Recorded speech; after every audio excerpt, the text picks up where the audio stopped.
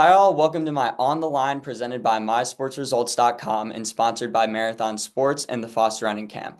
My interviews feature some of Connecticut's top cross-country and track and field athletes, teams, and coaches. In this episode, I want to give a warm welcome to the Bloomfield 4x200 meter girls relay team of Saphyr Brown, Kiylah Williams, Nacquelia Fletcher, and Caleah Baker, who just finished first at the New England High School Indoor Track and Field Championship meet. They're looking to improve upon their already impressive performances at New Balance Indoor Nationals next week. So anyways, we do have a lot to get into in this episode, so let's just jump right in. So my first question is just relating to the State Open and New England's as well. So you were able to dominate in the State Open and then hang on at New England's. So how would you characterize both of these performances? I would characterize both of these performances by really just going out there and trying to do better than the last meet. So we always just try to do better. So there's no type of going backwards with our times, always improving, getting handoffs better, our races better, curves better, just improving every single meet that we can. Yeah, no, for sure. And you guys have obviously been getting that improvement. It's been impressive to watch. I actually want to center this question on Kiylah. So Manchester was really able to close the gap during that New England meet, and they they were within 21 milliseconds of surpassing you. How were you able to deal with the pressure that Manchester applied and just hold off their anchor in that meet? I already went in the race knowing I had my team support, so I was just focusing on like getting past the finish line first because like we have high expectations. So it was like a whole mindset thing for me. Like I was just like, just gotta finish the race, go through, don't slow down, and yeah. Yeah, no, and you got the job done. And also you'd only anchored once prior to the State Open this season. So how did you handle that pressure and that inexperience this season? At first it felt like pressure because I was like moving in from being third leg to anchoring, but then I got through it because like I know that my team, like we're really reliable and like the rest of the legs are reliable. So I know they're gonna get the baton to me and give me a good enough lead to carry the race home. Nice, nice. And just in terms of the general relay as well, there have been multiple moving parts with the legs. So how did you deal with these type of fluctuations and what allowed you to maintain the chemistry that you all have? Um, I would say that our practices are, we have a lot of chemistry with our team. Our team isn't necessarily just a team. We're like a family. We spend majority of our day together. Um, and so it allows very good handoffs to happen. We practice handoffs repetitively every practice, whether it doesn't matter who's on it. If we have to change something, we always get the handoffs right to where we could perfect it at the meets. No, and just yeah, I remember I was part of a relay as well, and just the having the handoffs being perfect, it was just so important. So, do you guys practice those every day in practice, just getting those handoffs perfect We go every day. So or every every day? so you do workouts. Wednesday you have like technical day. We get to our personal technical day, like whatever your event is, and then relay. So like we go with each legs through the four, one to two. Practice. It's perfect. Cool, cool. And this question is specifically to Kiylah. So you were obviously injured earlier this season, but how were you able to put it all together when it mattered most? I'm technically currently still injured. Oh, that's yeah, yeah. I've kind of just learned to put it aside, when the race comes. During the race, my adrenaline is pumping to where I don't necessarily feel it. So, and then I know that I'm not just running for me either. I'm running for my teammates as well. So just going out there and giving it my best, not only for myself, but for my team too. And how are you feeling right now about your injury? Is that everything doing all right? Yes. Okay, perfect, perfect. And I also saw that you gave a big pep talk to the team before the State Open meet. What did you say to the rest of the relay team in this pep talk? So state opens, I usually go over our team with a team prayer. Just making sure everybody's headspace is really good because track is a mental sport more than it is physical. So just making sure my team's mental is in the rate in their races, individuals and relays before running. hyping everybody up, uplifting everybody, making sure everybody's good, making sure everybody has what they need. And yeah, just making sure everybody's in the right headspace. Nice. No, and you guys definitely were in the right headspace for that meet. And this is to Saphyr and Nacquelia. So you were both on the relay last season at New England. So how did this experience prepare you for the high pressure moments down the stretch this season? So I'm the only sophomore on the relay, so I feel like the pressure never really like goes away, but it's just about how you channel that pressure and you know that I have to do this for my team and I have to do this to make my team proud and like just to execute it properly. Yeah, no, and you just touched upon another point that I wanted to bring up. You are the only sophomore or underclassman on this team, and you competed last year as a freshman, as you said. So, how have the older girls on the relay team helped to mentor you? Okay, so before I even got to Bloomfield, I was always looking at the older girls' times, and I made it like a goal of mine to be on the A team relay. Like I wanted to be a part of the relay. And every day is just like proving to myself and to my coaches and my team that like I'm supposed to be here and just prove to myself that this is where I belong. Okay, perfect. Well, I think that's going to be the first part of this interview. So we'll be right back again with this interview after we take a quick break from this for this message from our sponsor, Marathon Sports.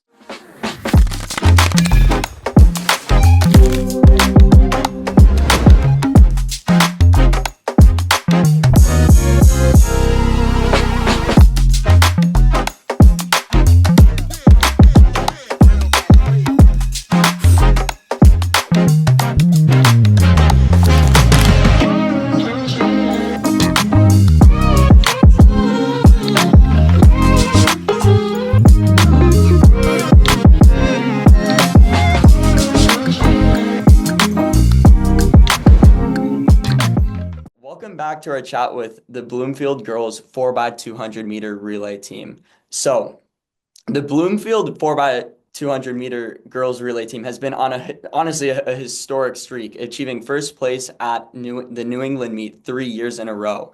What have you learned from those that have graduated, and how have you maintained this level of consistency? Okay, well, watching the ones that left, it just puts you in a position where you want to be them. Like you want to be there. You want to experience the win after win after win. So it's like, okay, we're going to win and we're going to maintain it until I graduate, like until our class leaves, and then want to keep going and going year after year after year. So you want to keep up the wins. So. And to add on to what Nikki said, I also feel like it was it was nice watching our older teammates, don't get me wrong, but we've all been on here since we were freshmen. Mhm. So it's kind of like we kind of came in as at a really we came in on a high pedestal. So we were always on the like we've always been on the A teams and running and been up there with the older girls. So we've kind of always been up there, but it was just nice to get advice from them about certain things, how to go about your races, and like technical things, form and stuff like that. But we've kind of always been top girls. So Yeah, no, for sure. And what would you say, it's just generally, what would you say is the most impactful advice that an older girl has given to you during your time with Bloomfield? um I would probably say, oh, this is a hard one. What do you guys think? Yeah. Bro. Listen. Yeah. No, I feel like I'm kind of always the one to give the advice. So I don't really know. I mean, as far as like, okay, it's regular to be nervous before a race or before competition, but I've had people like come to me for my races and give my pep talks and tell me like, I know what to do. I know how to do it. I've done it before. Just go in and do what you know what to do. That comes from older heads, my coaches. So just it's a mental game. Yeah, no, for sure. I mean, that's the big battle with track is just getting the mental game down. I mean, that's arguably more important than the physical components of the sport. So I think that's super interesting.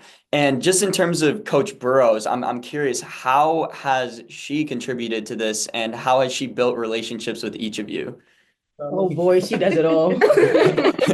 She really does it all. Like I Oh really my say goodness. like Anne's like a Anne, parent. like she's No. like a parent. Like I've never like experienced a coach like Anne. Like she's one of the best, I'm not gonna lie. Like she helps prepare us like in the workout. She helps prepare us mentally. Like sometimes she like joke around with us, like, oh, you better not be looking at their butt like at the race, like kind of gas us so we could like go out there and execute. So yeah, she's a good coach.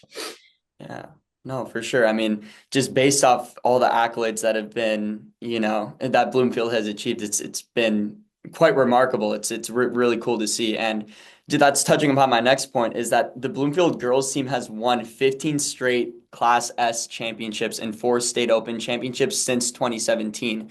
So I'm just curious, what does the 2025 state open championship mean to all of you? I feel like it means a lot to us, especially us three, us being seniors. We kind of we went into the season even prior to the season starting, wanting to go undefeated all year. So winning conference states and state opens, which we did indoor. So we want to definitely go in with the same momentum outdoor, win conference states and state opens. So just go undefeated all season our senior year and go out with a bang. Yeah, no, for sure. And I mean, your guys' season is not ending right now. So I'm curious, in going into indoor nationals, and I know I touched upon this before the actual interview, but what are your goals as a relay team going into this, big event? Just do better, basically. We always aim for better.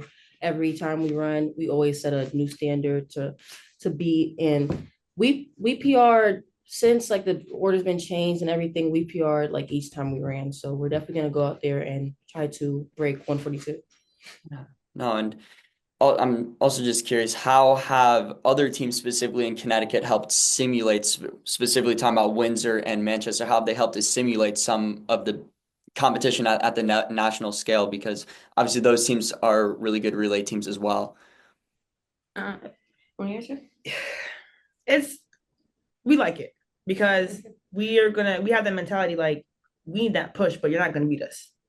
So it's just like, okay, we have these teams, we see them every other meet, it's like we're gonna go in with the same mentality that we're gonna win and we execute.